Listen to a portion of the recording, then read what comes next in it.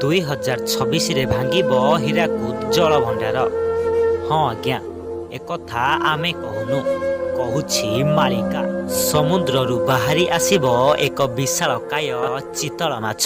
ରାହାବାଠାରେ ଏହି ମାଛଟି ଶାରଦା ମାଆକୁ ଦର୍ଶନ କରି ଛତିଆ ବଟରେ ପ୍ରାଣ ହରାଇବ।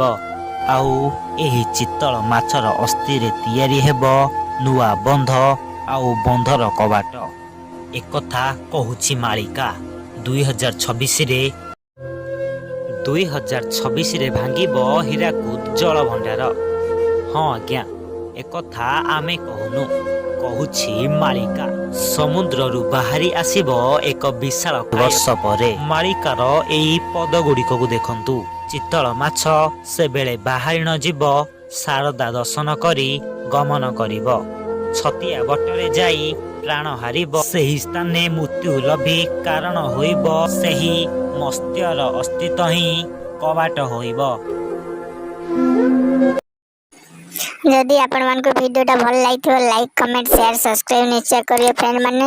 आउ एसपीएस मत लाइफस्टाइल चैनल को निश्चय सब्सक्राइब करिए। जमा